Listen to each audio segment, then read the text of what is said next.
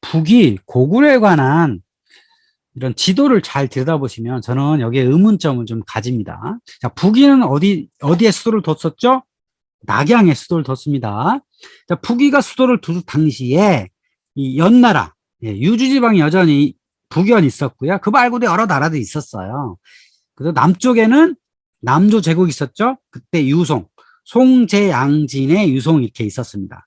그리고 고구려라는 나라가 한반도에 있었죠. 요런 지도를 잘 보신 다음에 다큐멘터리에 등장한 요 사건을 한번 보시면 이제 저의 이야기를 한번 생각해 볼 수가 있습니다. 북조와 얽힌 고구려 역사야. 예전에 KBS 다큐멘터리에 이렇게 등장을 했습니다. 소연, 송마, 연헌, 마, 800필. 송나라 태조가 북위를 토벌하기 위해 장수왕에게 말 800필을 요청했다. 그런 뜻입니다. 여기서 연이라고 하는 게 장수왕이에요. 장수왕한테 송나라 태조가 800필을 요청했다고 하는 겁니다. 그리고 끝이에요. 보냈는지 안 보냈는지 모릅니다. 이걸로 끝입니다. 그래서 이거를 해석한 역사가들은 어떻게 했냐면요. 배를 태워서 보냈다라고 해석을 합니다. 동국대에 근무하시는 고구려사 전공 교수께서 이렇게 이제 자문을 하신 거죠. KBS 방송국에. 그래서 여기 지도를 보시면 고구려가 평양에 수도가 있어요. 그리고 북연에 화룡성이 있고요. 북위가 있죠. 그리고 요동성이 있고 송이 있고 이렇게 나오죠. 그래가지고 고구려의 수도 평양에서 배를 태워가지고 송나라의 수도였던 남경으로 보냈을 것이다. 이렇게 나옵니다. 근데 여기 지도를 딱 보시면 뭐가 잘못 그려졌죠? 북연과 북위의 위치가 잘못 그려졌다는 것을 알 수 있죠?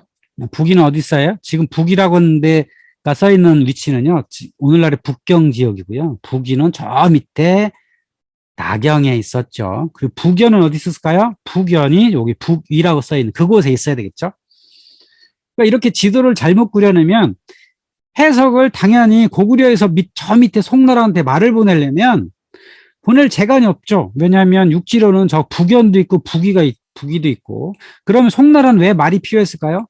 저 북이랑 싸우기 위해서 말이 필요했는데 고구려가 북연과 북위를 거쳐서 송나라에 말을 보낼 수는 없잖아요.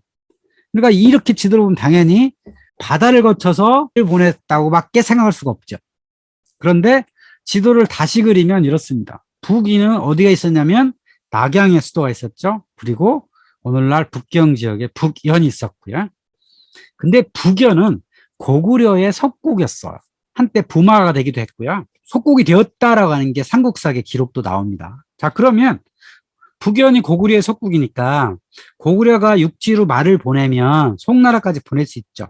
그런데 고구려가 말을 보낼 때 평양에서 유송의 수도까지 보낼 필요가 있을까요? 말은 전쟁 때 필요한 거죠. 국경에 필요한 겁니다. 그러면 고구려의 세력권은 어딜까요? 제가 보기엔 이렇게 그려야 됩니다. 고구려의 말은 지금 오늘날 요서지방인 높은 산맥, 흥안령 산맥 동사면에서 많이 길렀습니다. 거기서 800명의 기수가 말을 타고 북연을 거쳐서 하북제망을 마구 달리면 유송의 국경까지 아마 한 달도 안 될 겁니다. 보름이면 아마 달려갈 수 있을 겁니다. 그럼 충분히 말을 고구려에서 유송한테 전할 수 있겠죠? 이렇게 생각하면 충분히 가능합니다. 바다로 보낼 필요가 없이. 이게 저의 북위와 북연, 그러니까 요 당시에 어떤 지리적 역사인식에 의하면 고구려는 충분히 유송한테 말 800필을 보낼 수 있었다라고 하는 겁니다. 이게 저의 이 시대의 역사인식입니다. 또 북조와 얽힌 백제 역사가 있어요. 이 삼국사기 백제 본기에 의하면 이런 기록이 나옵니다. 여긴 좀 다른 거네요. 삼국사기 남제서, 삼국사기에도 있고요. 삼국사기 백제 본기에도 있고요. 남제서에도 이런 기록이 등장을 합니다. 488년에 북위가 백제와의 전투에서 패했다. 북위는 대동 지역 또는 낙양 지역까지 영향력을 미쳤던 나라죠. 특히 이 당시는 수도가 대동이었어요. 이 북위가 백제와의 전투에 패했다고요? 그럼 북위가 한반도까지 와서 패했을까요? 또 490년에 위나라가 또다시 기병 수십만을 동원하여 백제를 공격하여 그 지경에 들어가니 모대가 장군 사법명 찬수류 해력원 목간나를 보내어 위나라 군대를 기습하여 무찔렀다. 여기 모대란 사람이 동성왕이에요. 백제 동성왕. 그 백제 동성왕이 장군을 보내서 위나라 군대를 기습하여 크게 무찔렀다.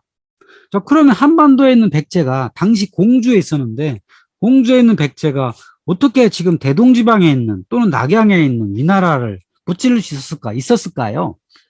그러니까 이거는 백제가 제라고 하는 이 지역, 산동반도를 포함한 제 지역에 있지 않고는 불가능한 해석이라고 할 수 있죠. 또 비슷한 기록이 또 있어요. 571년에 가면 북제가 백제를 동청주자사로 임명했다. 자, 북제는 수도가 어디냐면 업이란 업.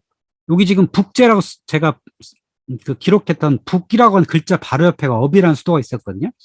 그러면 북제란 나라가 동청주자사로 백제를 임명하려면 저기 한반도에 있는 나라를 임명할 수가 없죠. 그러니까 아마도 백제가 산동반도에 있지 않았겠느냐라고 추측할 수 있죠. 근데 이거는 추측뿐입니다. 이 문장을 해석하기 위해서는 이래야 된다 하는 겁니다. 아무런 증거가 없어요. 백제가 산동반도에 있었다는 증거는 전혀 없습니다. 이 정도, 해석할 수 있겠다. 이걸 정설로 말할 수는 없는 거죠. 이설 중에 하나인 겁니다. 자, 그래서 이제 북위가 있었죠? 북위가 낙양으로 수도를 옮긴 다음에 정권이 바뀌어요. 그러니까 나라가 바뀐 건 아니고요. 물론 나라 이름은 바뀌죠. 후대 역사가들이 보기에 나라 이름은 바뀌었지만 그냥 지도자들이 바뀐 거예요. 그래서 북위가 서위와 동위로 분리가 됩니다. 두 장수들이 이제 내가 대장할래라고 나뉜 거예요. 그래서 서위는 낙양과 장안 중심의 나라였고 동위는 업이라는 데 중심으로 하북지방의 나라였던 거죠. 그러다가 서위는 북주로 바뀌고 동위는 북제로 바뀝니다. 이것도 또 집안이 바뀐 겁니다. 그러니까 탁발 선비족들이 모여가지고 북위를 만들었는데 그 북위 안에서 대장이 서로 치고받고 해가지고 나라가 이렇게 바뀐 게 북위, 서위, 동위, 북주, 북제가 된 거죠. 그러니까 엄밀하게 보면 모두 탁발인의 국가예요. 탁발인들이 연합해서 만든 국가일 뿐 사실 이렇게 구분할 이유가 사실 별로 없습니다. 그러니까 지배층은 거의 변함이 없다는 거예요. 그러니까 지배층은 선비, 탁발족 사람들이었고 피지배층은 이 지역에서 살았던 뭐 농민 제국 사람들이었겠죠. 한족이라 말하기엔 좀 뭐하고 그 지역에 많이 살았던 사람들이 비지배층이었다라고 하는 거죠. 지배층의 집안, 대장만 바뀌었다라고 하는 거죠. 그런 와중에 아주 묘한 인생을 산 사람이 한 명 있어요. 안지추라고 하는 사람인데, 제가 쓴 안씨랑은 좀 한자가 다른 이런 안씨예요. 이 사람이 남긴 유명한 책이 안씨 가훈이라고 하는 책인데, 가훈을 남긴 겁니다. 자녀들을 위해서 아들아, 딸아, 이렇게 살아라고 하는 가훈을 남긴 건데, 왜 이 사람이 이런 가훈을 남겼냐면, 이 사람 인생이 하도 기구해서 그렇습니다.